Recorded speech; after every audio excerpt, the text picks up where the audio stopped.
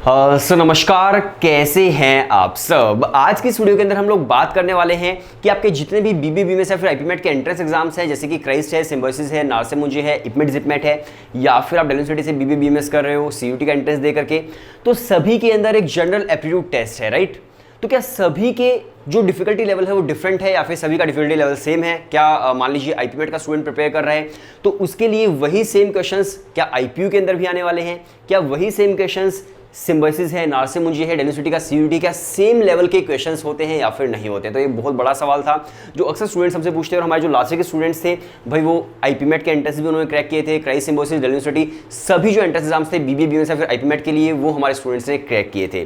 तो उनके जो एक्सपीरियंसेस रहे उनके बेसिस पर मैं वीडियो बना रहा हूँ। इसके साथ साथ जो हम लोगों की रिसर्च है उसके बेसिस पर मैं आपको बताने वाला हूँ कि क्या बेसिक डिफरेंस होता है इन सभी की डिफिकल्टी के अंदर और सेम लेवल क्यों नहीं होता है इन सभी एंट्रेंस एग्जाम्स का, राइट। तो देखिए, सबसे पहले हम बात करते हैं, मान लीजिए अगर आप IIM इंदौर टारगेट कर रहे हैं। IIM इंदौर का एग्जाम पैटर्न क्या होता है? वर्बल एंड क्वांट्स का। क्वांट्स के अंदर आपके शॉर्ट आंसर्स भी आते हैं। अगर आप IIM रोहतक टारगेट कर रहे हो, वर्बल, LR एंड क्वांट्स है। अगर आप मान लीजिए डेल यूनिवर्सिटी से बीबीबीएमएस करना चाहते हो तो आपको फिर एक लैंग्वेज का टेस्ट देना है, इसके अलावा मैथ्स का टेस्ट देना है, इसके अलावा फिर आपको जो जनरल टेस्ट है वो देना होता है। अगर आप मान लीजिए करना चाहते हो सिम्बायोसिस है, क्राइस्ट है, तो उसके अंदर भी आपका जो एप्टीट्यूड टेस्ट है वही आता है।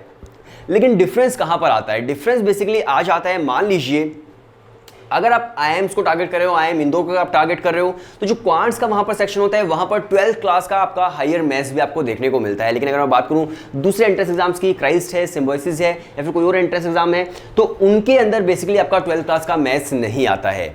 तो इसलिए जो IIM इंदौर है उसका एंट्रेंस एग्जाम काफी डिफिकल्ट हो जाता है दूसरे एंट्रेंस एग्जाम्स के कंपेरिजन में। और आपको पता है यार, हम लोग सभी की प्रिपरेशन भी करवाते हैं और काफ़ी सारे स्टूडेंट्स हैं जो लास्ट ईयर भी क्रैक किया था, तो आप लोग भी प्रिपरेशन कर सकते हैं। व्हाट्सएप नंबर डिस्क्रिप्शन के अंदर है।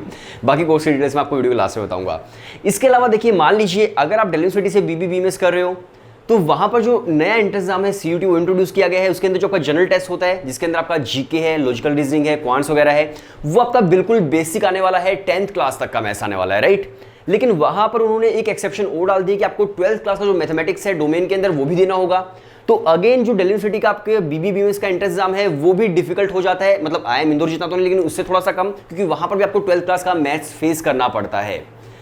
इसके अलावा अगर मैं बात करूं, मान लीजिए आप टारगेट कर रहे हो जैसे आईपीयू, राइट, तो आईपीयू के अंदर आपका क्वांट जो है मैथमेटिक्स वो आता ही नहीं है। तो हम लोग बोल सकते हैं कि इन दोनों के कंपैरिजन में जो क्वेश्चंस हैं, जो डिफिकल्टी लेवल है वो काफी कम हो जाता है आईपीयू का, क्योंकि आईपीयू के अंदर बीबी के अंदर क्या आता है? आपकी जीके हो गई, वर्बल है, logical reasoning and management aptitude है। मैनेजमेंट एप्टीट्यूड बेसिकली आपका जो 12th क्लास का बिजनेस स्टडीज है उसके अंदर से काफी ज्यादा आपके क्वेश्चंस आ जाते हैं, काफी ज्यादा जो पेपर है उसी के अंदर से आता है। तो इस वजह से जो आईपीयू है उसकी जो डिफिकल्टी लेवल है वो काफी कम हो जाती है। इसके अलावा अगर मैं बात करूं क्राइस्ट यूनिवर्सिटी की, तो क्राइस्ट के अंदर देखो क्वांट्स भी आता है, बाकी सारी चीजें भी आती है, लेकिन क्राइस्ट के अंदर आपको 12th का जो मैथ्स देखने को मिलता है वो होता है बेसिकली आपके 10th क्लास तक का मैथमेटिक्स। और बाकी यूनिवर्सिटीज के अंदर भी, क्राइस्ट बाकी जितनी यूनिवर्सिटीज है सभी के अंदर भी, तो आपको सिर्फ और सिर्फ 10th क्लास तक का मैथमेटिक्स देखने को मिलता है। इस वजह से जो क्राइस्ट है उसकी डिफिकल्टी लेवल भी काफी कम हो जाती है। और इसी तरह से सिम्बायोसिस है, नार्से-मुंजी हो गया। तो आप समझ सकते हैं कि हर जो आपकी जितने भी एंट्रेंस एग्जाम्स हैं उन सभी की डिफिकल्टी लेवल किस तरह से डिफरेंट है, और उन सभी के अंदर जो हम बोल सकते हैं सेम लेवल ऑफ स्टैंडर्ड जो है वो नहीं है, सभी का अलग अलग स्टैंडर्ड है। इसके अलावा देखिए, अगर मैं बात करूं, मैं हर बार बोलता हूं कि जो आपकी डिफिकल्टी है वो सिर्फ और सिर्फ आपके एग्जाम पैटर्न पे नहीं बल्कि आपके नंबर ऑफ एप्लीकेंट्स कितने हैं, नंबर ऑफ सीट्स कितनी है उस पर भी डिपेंड करता है। अब मान लीजिए मैं जेवीएस की बात करूं तो जेवीएस के अंदर बेसिकली आपकी जो टोटल नंबर ऑफ सीट्स होती है वो 60 होती है। मतलब मैंने सुना है अभी जस्ट बढ़ा दिए कुछ, लेकिन कुछ बढ़ाकर भी बहुत ज़्यादा नहीं कर पाए होंगे, 60 या फिर 120 के आसपास शायद कर दिए है। लेकिन हम बात करते हैं जो हमेशा से चलता आ रहा है, तो उसके अंदर आपकी टोटल नंबर ऑफ सीट जो है 60 होती है, राइट। 60 सीट्स पर बहुत ज्यादा एप्लीकेंट्स होते हैं जो अप्लाई करते हैं, तो आप समझ सकते हैं कि एडमिशन इनटेक 1% से भी यहाँ पर कम हो जाता है। और जो आपका जेवीएस है वो माइनॉरिटी बेस्ड रिजर्वेशन है, जहाँ पर क्रिश्चियंस को 50% रिजर्वेशन मिलता है, तो आपके लिए सीट्स फिर बच जाती है। अगर आप क्रिश्चियन नहीं है, नॉन क्रिश्चियन है, तो आपके पास सिर्फ और सिर्फ 25 और 30 के समथिंग सीट्स बचती हैं। तो आप समझ सकते हैं कि कितना ज्यादा कॉम्पिटिशन होता होगा, डिफिकल्टी लेवल कितना ज्यादा बढ़ जाता होगा एंट्रेंस एग्जाम का।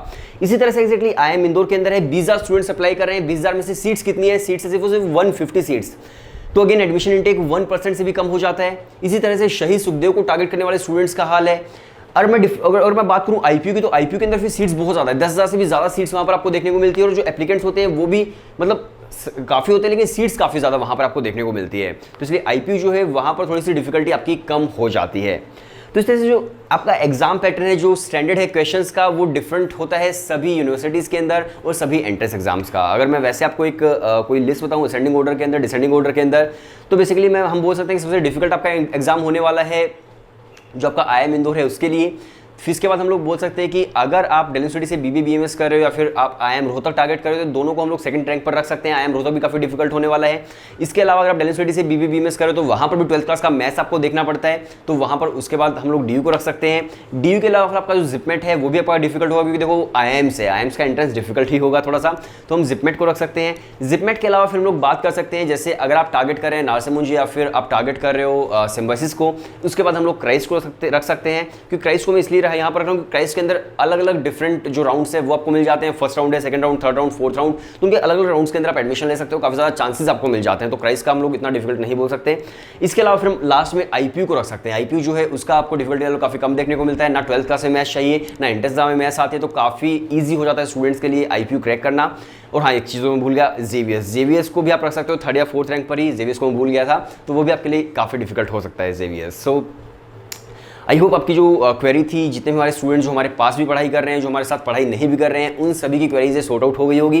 और हमारे पास भी जो हमारे स्टूडेंट्स पढ़ाई कर रहे हैं, अक्सर एक दो स्टूडेंट्स पूछते रहते थे कि सर क्या डिफिकल्टी लेवल डिफरेंट होता है, कैसे होता है और प्रिपरेशन कैसे करवाते हो। तो हमारा जो कोर्स होता है बेसिकली उसके अंदर हम लोग आपको वीडियो लेक्चर्स देते हैं, बेसिक से लेकर एडवांस तक के टॉपिक वाइज टेस्ट आपको मिल जाते हैं, मॉक टेस्ट मिलते हैं, ई बुक्स मिलती है, सभी के अलग अलग मॉक्स आपको मिल जाते हैं, ताकि आपकी जो प्रिपरेशन है वो सभी अलग अलग एंट्रेंस एग्जाम्स की एक टाइम पर ही आप अलग अलग एंट्रेंस की प्रिपरेशन कर पाओ, अलग अलग स्टैंडर्ड ऑफ क्वेश्चन से, राइट। तो इस वजह से हमारा जो एक कोर्स है वो सभी एंट्रेंस एग्जाम्स के लिए परफेक्ट बैठता है, क्योंकि सभी के अलग अलग मॉक्स हम लोग प्रोवाइड कर देते हैं और सभी का पूरा सिलेबस हम प्रोवाइड करते हैं। हम लोग हायर मैथ्स भी देते हैं आपको 12th क्लास का। अगर आपके एंट्रेंस एग्जाम में 12th क्लास का मैथ्स, हायर मैथ्स आ रहा है तो आप उसे पढ़ाई कर सकते हो। अगर आपके एंट्रेंस में नहीं आता है तो उसको छोड़ सकते हो, आप 10th क्लास तक का मैथ्स देख सकते हो, जो आपका बेसिक मैथ्स होता है, जैसे कि ज्योमेट्री है, अलजेब्रा है, बाकी सारी चीज़ें हैं, अर्थमेटिक वगैरह हो गया, तो वो आप कर सकते हो। तो आप अपने एग्जाम पैटर्न के अकॉर्डिंग पढ़ाई कर सकते हो और एक ही कोर्स से आप सभी एंट्रेंसेस को टारगेट कर सकते हैं और सभी एंट्रेंस के जो क्वेश्चंस का लेवल होता है उसको आप मैच कर सकते हैं। सो वीडियो देखने के लिए शुक्रिया। व्हाट्सएप हमारा डिस्क्रिप्शन के अंदर है, आप व्हाट्सएप पर सिर्फ एक हेलो सेंड कर दीजिए और आप एक ही कोर्स से सभी एंट्रेंसेस की प्रिपरेशन कर पाएंगे।